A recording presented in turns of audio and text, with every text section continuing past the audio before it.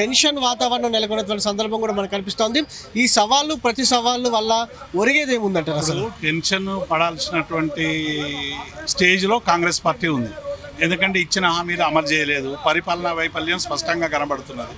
కాబట్టి పరిపాలన 9.5 సంవత్సరాల పరిపాలన జరిగినటువంటి అభివృద్ధి మీద చర్చ, ఈ 30 నెలల్లో 30 కష్టాలు పెడుతున్నటువంటి కాంగ్రెస్ పార్టీ మీద చర్చ. చాలా సింపుల్గా అది పాలమూరు జిల్లా మీద చర్చ పెడదామా, ఆదిలాబాద్ మీద పెడదామా, మెదక్ మీద పెడదామా, ఇంకొక దాని మీద పెడదామా, మేము చర్చకు రెడీ అన్నాం. టెన్షన్ పడాల్సింది మేము కాదు, టెన్షన్ వాళ్ళు పడుతున్నారు. ఎట్లాగూ పరిపాలనా వైఫల్యాల వలన ప్రజలకు ఇచ్చినటువంటి హామీలు ఏవి కూడా అమలు చేయనటువంటి నేపథ్యంలో ఇవాళ డెఫినెట్గా ప్రజల ముందు బహిర్గతం అయిపోతామనేటువంటి వాదన.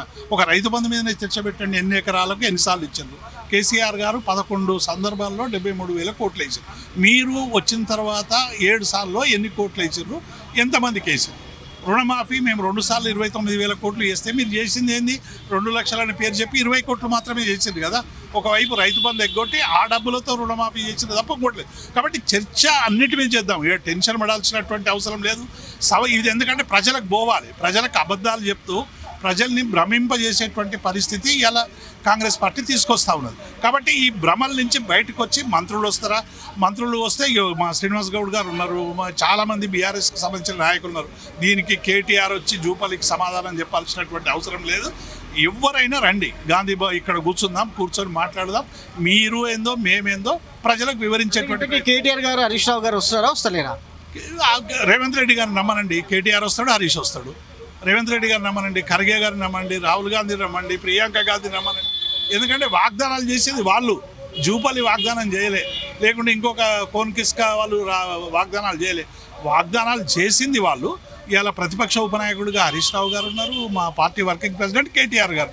ఇద్దరు సవివరమైనటువంటి చర్చకు వాళ్ళు రెడీ అని నిన్న చెప్పిండు కదా కేటీఆర్ గారు చాలా స్పష్టంగా. అసెంబ్లీలోనైనా ఎక్కడైనా మేము చర్చకు సిద్ధమన్నాడు. రమ్మనండి, రేవంత్ రెడ్డి గారు వస్తారా, ఖర్గే గారు వస్తారా, మరి రాహుల్ గాంధీ వస్తారా, ప్రియాంక. ఒక్క చర్చ కాదు కదా, చేవెళ్ళ డిక్లరేషన్ మీద, కామారెడ్డి డిక్లరేషన్ మీద, సరూర్ నగర్ డిక్లరేషన్ మీద, అన్నిటి మీద కూడా చర్చ జరగాలి కదా.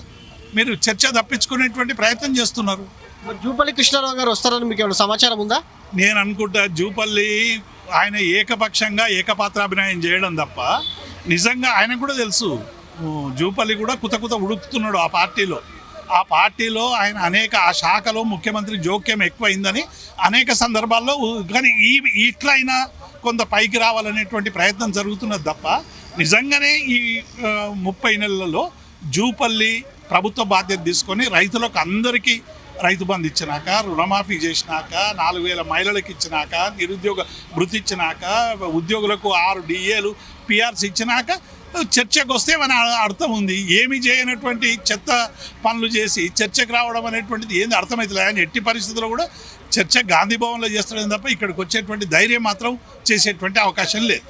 మొత్తం మీద మాటలు టూటాల్లా పేలుతున్నాయని కూడా చెప్పొచ్చు. ఇరు పార్టీల నాయకుల మధ్య కూడా అటు తెలంగాణ భవన్ వద్ద కూడా కొంత ఉద్రిక్త వాతావరణం ఏర్పడినటువంటి పరిస్థితి కూడా మనకు కనిపిస్తూ ఉంది. మొత్తం మీద వేచి చూడాల్సిన అవసరం ఉంది. అటు గన్ పార్క్ వద్ద మంత్రి అడ్లూరు లక్ష్మణ్ కావచ్చు, గురుకులాలకు సంబంధించినటువంటి అంశం పైన ఆర్ఎస్ ప్రవీణ్ కుమార్ విసిరినటువంటి సవాలుకు BRS party working president KTR కావచ్చు, మాజీ మంత్రి హరీష్ రావు రావాలంటూ కూడా డిమాండ్ చేయడం జరిగింది. దాంతోపాటుగా ఏదైతే గురుకులాలకు సంబంధించినటువంటి అంశం పైన ఆర్ఎస్ ప్రవీణ్ కుమార్ సోమాజీ కూడా ప్రెస్ క్లబ్లో 11 గంటలకు వస్తున్నారని కూడా ప్రకటన చేయడం జరిగింది. దానికి సంబంధించి కాంగ్రెస్ పార్టీ అధికార ప్రతినిధులు వెళ్తామంటూ కూడా చెప్పినటువంటి సందర్భం కూడా మనకు కనిపిస్తుంది. కొంత హైదరాబాద్ నగరంలో మాత్రం ఏదో టెన్షన్ వాతావరణం నెలకొంది. కొంత పొలిటికల్గా వాతావరణం చేంజ్ అనేది కూడా మనం చెప్పవచ్చు. వీడి క్రాంతితో వంశీకృష్ణ, జీ తెలుగు న్యూస్, హైదరాబాద్.